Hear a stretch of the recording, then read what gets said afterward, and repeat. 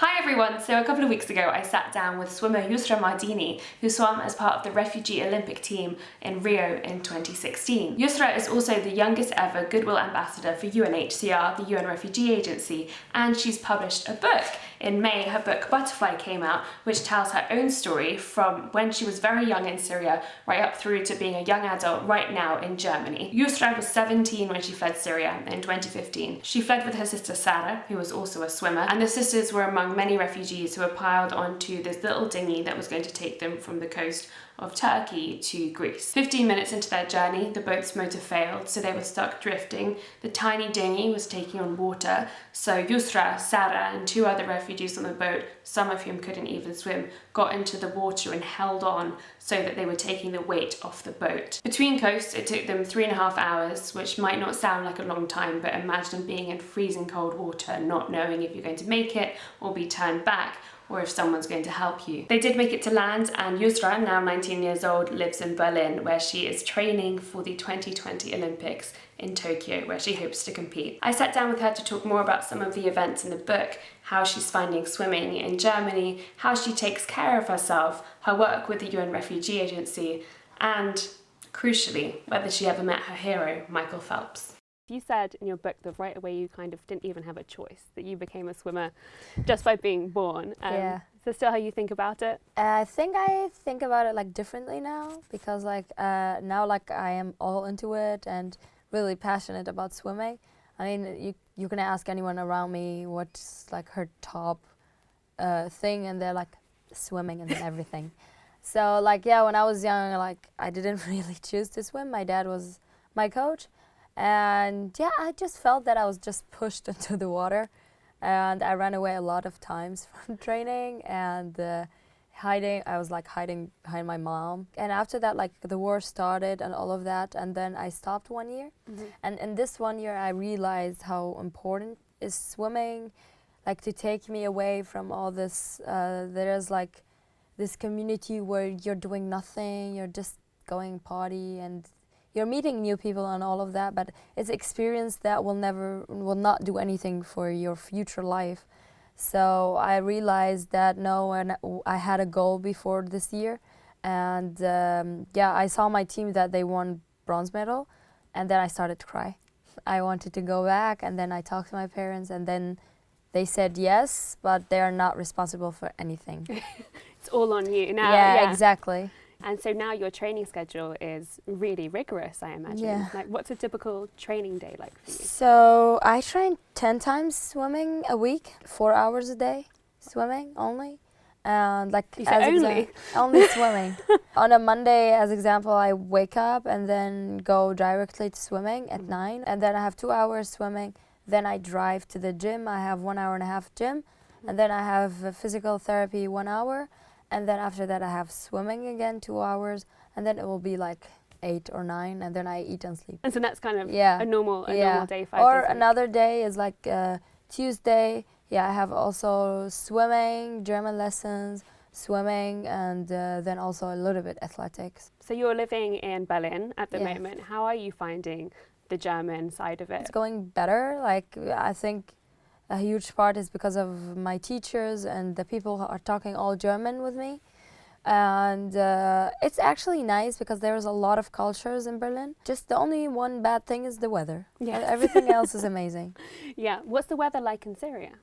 It's amazing. Yeah. It's always sunny. Even if it's so cold, there is sun. It's kind of Spain. Yes. Yeah. So they say it's super cold when there is sun and there's a little bit of wind. Feels like a silly question even answering. Do you swim for fun as well, or are you always training when you're swimming? Actually, swimmers never go to a pool when they have free time, because we have a lot we're I don't want to see water right now. But no, actually it's completely different. It's so much fun to go but we go summer more beach and so on. We don't go to a pool. We're it's so small for us. Just go to a beach, enjoy the sun and all of that, Yeah, you want to kind of separate training. Yeah, but I mean, having fun in the pool is so much nicer. So you're seeing the world through a lot of travel. You went to Tokyo, you went to Rio, of course, and you went to Sicily recently in your role as UNHCR Goodwill Ambassador. How are you finding balancing all of that amazing travel and really important travel with your rigorous schedule? It is crazy, and but it is like a great role. Like I am representing a lot of refugees around the world. Sometimes those travels are a little bit hard, but they're like worth it. As example, Sicily, it was really like emotional, and I heard a lot of stories, and I saw a lot of kids alone without parents, without sisters or brothers, and this really broke my heart.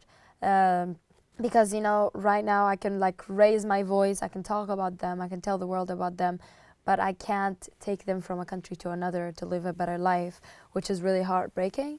But I'm really actually grateful that I am a Goodwill Ambassador for the UNHCR, because I realized how much those people are working for just helping other people. If I was a normal person, and not a refugee, I will never think of doing that. So I think those people are really great, like everything they're doing. And if you can imagine, like the people there with me on the trip, they're running around the whole day, organizing and all of that just to help those people. So yeah, it's great. I don't know, it's such a massive scale of need as well. I think that's what's really hard to see. Yeah. You hear, these amazing stories from people and you want to help, but it's hard to also not confuse helping that specific person with helping fix the entire problem, because it's also different. Yeah. Another thing I was really struck by from your trip to Sicily, and also you wrote about in the book, is how you realised how different everyone's refugee stories are. And can you talk a bit about that and how some of the refugees from Africa, for example? So as example, like, the world was astonished by my story, me and my sister. But if you really look about a lot of other stories, my story is not even 50% of how hard. Like when I was in Sicily, like girls told us that they were sold out, and they had to do that for quite a while. And it really broke my heart. I still, till now, I can't believe that this is like really happened to them, that I could have been one of them. We all could have been one of them. And so the girl was talking to me and telling me I have nothing in my life and I am nothing. I told her, what, you're nothing? The trip you did, you are here standing talking to me. You're like stronger than any men in this world.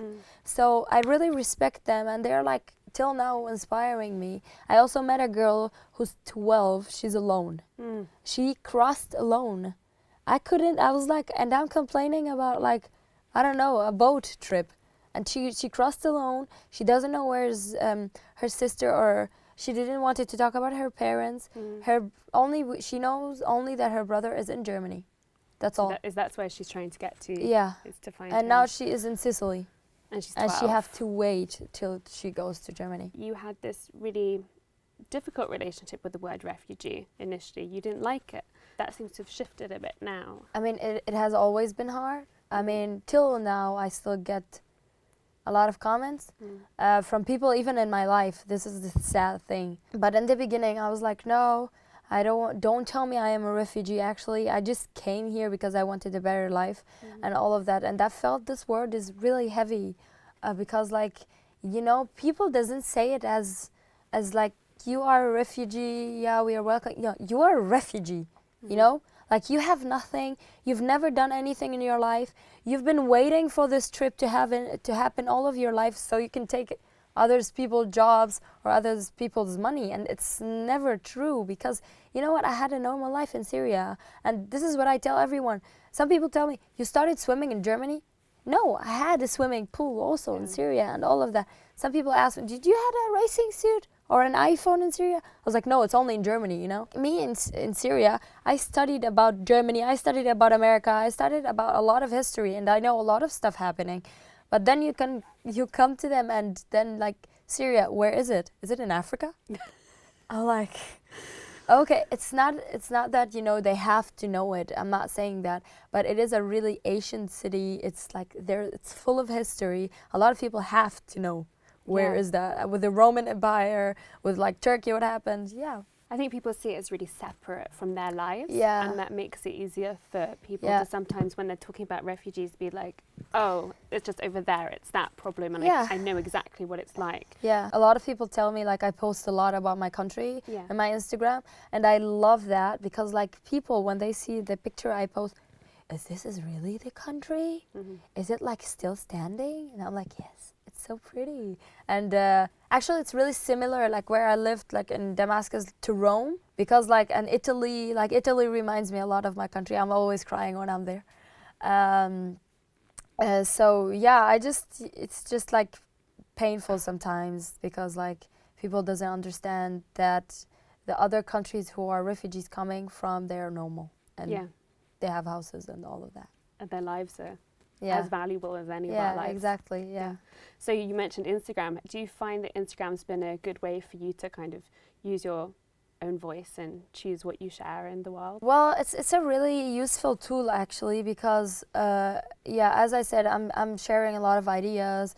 I'm sharing what I'm doing in my life and about refugees, like facts and all of that. What working with the UNHCR.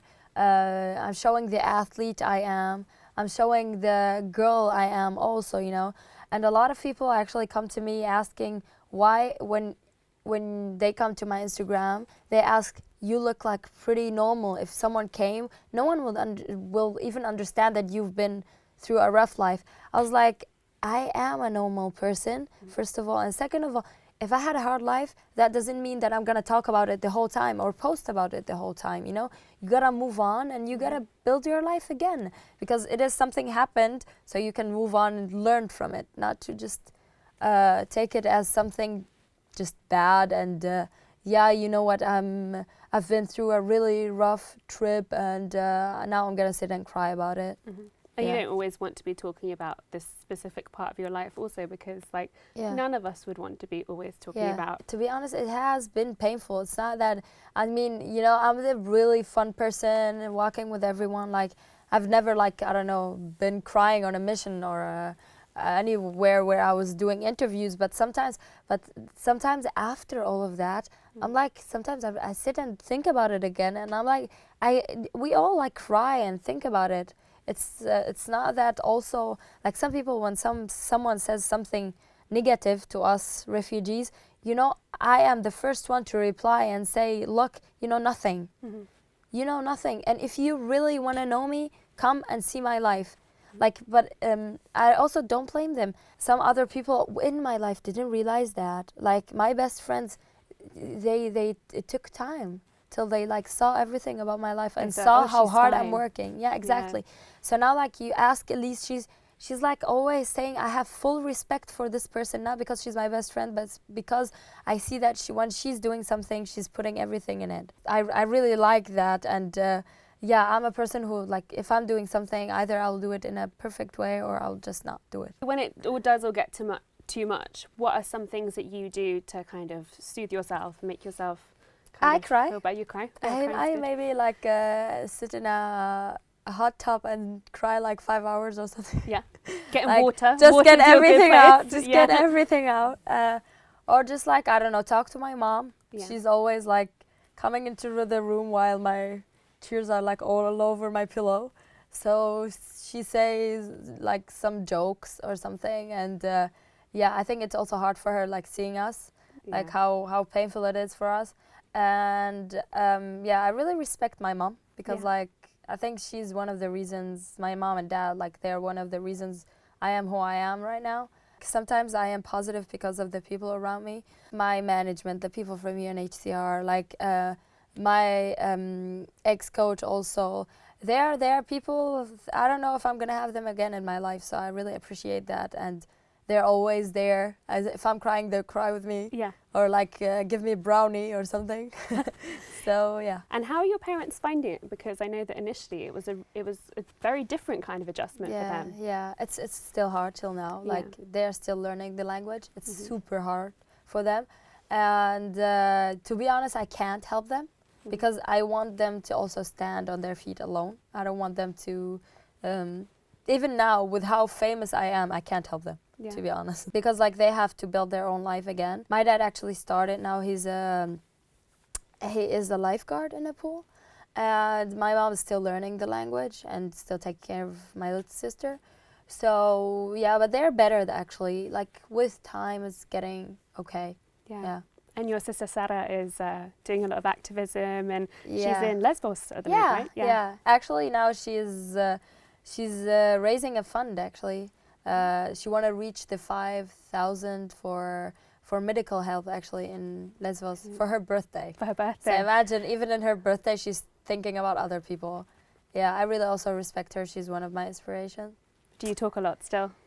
Well, this is a little bit hard because she's always busy working and I'm always busy doing everything also. So, but yeah, we are talking. I mean, I know what she's doing. She knows what I'm doing. You keep posted on each other. Yeah, we have different lives now. Really super different. Yeah, me and my sisters are like that. We don't talk all the time, but we're always like, exactly, oh, I saw this or I saw that. What are you doing? Tell me or about like it. I share her post, you know? Yeah, like look at what my sister's doing. I'm so proud. Yeah, exactly. Yeah. Oh, did you ever get to speak to Michael Phelps? That was my question. No. But it's coming, I'm sure. It's coming. One day. Yes. Yeah, I mean, we're in the same company. Yes, of course. Under Under Armour. Armour. They're also like my family. They're super nice. We had like the last commercial we did. It's called Will Finds a Way. The Rock was in it, and a lot of other really inspiring athletes. There was like a boxer who was like 11 or 10. He's great. He's doing boxing and gymnastics. I was like, because one's not enough. I know, yeah. He was like, why want to be one champ when I want to be two? Do you have any other favorite swimmers? Is Michael? I mean, I know Michael Phelps is like. Do you want from England? Sure, I'll take some from England. Yeah. Who else? Yeah. That's good. Yeah, cool. He's a really nice guy. Obviously, in the Rio Olympics, you came out under the refugee flag. Yeah. Which flag, in an ideal situation, would you want to compete under? The German flag, the refugee flag, the Syrian flag? The Olympic flag is actually the biggest, and when I was representing this flag, I was thinking about a lot more countries than one or two countries. I was representing nations around the world, and it is the idea of it. It's that no matter what color you are, no matter who you are, you're there as an athlete, and you're competing. There is Michael Phelps. You're exactly like him. You're in the Olympics, and this is the idea actually of being there. No matter which flag I'm gonna represent next Olympics, it's gonna be all of them gonna be in my heart, and I'm gonna be really proud to represent any flag of them. Yeah. That's brilliant. And then the last note I did want to mention is that you're over here talking about your wonderful book, Butterfly, which came out in May. You talk in it about this point in your life when you're getting all of these requests, like maybe we should make a film, maybe we should do this, maybe we can follow you around all the time. How did you come to the decision to do a book? Before the Olympics, we got like a lot of book requests and movies requests. So, and my response was no. Yeah. I was like, I'm gonna do that after the Olympics, and a lot of people were, no, you're gonna lose the chance. And I was like, I don't care. You know what? There's that one guy who's like, you won't matter next summer or something like that. Yeah, some people were like, you won't matter after the Olympics. I was like, I don't care. Do you think I care? I was like, this is my goal. This is my dream. So I went there, and I still have interest. So it was great. And then we got a great deal from the company Working Title. Yeah. It's like, what do you want more than that? I mean, it's great team. They're incredible. Stephen Daldry, Jack Thorne. Amazing. I mean, who do you want more than that? And it's really a pleasure working with them. And also Bluebird from the book publishing house.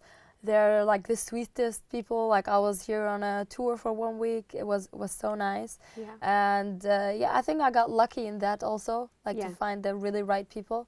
And how was the process? Did you was it hard to remember some things? Did you have to go back to family members? Yeah. We asked like a lot. Sometimes I had to ask someone or the people who were with us to remember if that was true or not, or like the times specifically or like that, because like it was like 1.5 years after that or something. You know, Yeah. you never forget what happened, but sometimes like the dates.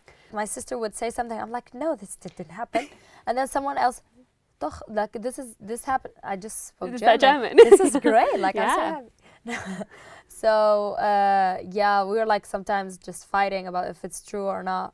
But in the end, someone, like a third person would come and say that who's the right person. And Yeah, Crazy. just come and be like, guys, this is what yeah, happened. like even Yeah. Sven, like my ex-coach, he remembers more than us because we told him everything. Okay. Yeah, yeah. And there was also, there were a couple of journalists along the way. You met Also, Stephen yeah. and Lam. Lamb, yeah, Lam, and yeah. Magdalena. Yeah, that's Yeah. brilliant. So you have those to Also, take from. Yeah, yeah. Well, it's a brilliant book. Thank you yeah, so much. I read it in one sitting. I couldn't put it down, and I've already been like telling people like, "Come on, read the book, read the book." So yes, that's Butterfly. It is out now with Bluebird. Thank you so much Thank for you taking so the time much. to speak with My me. pleasure. Thank you.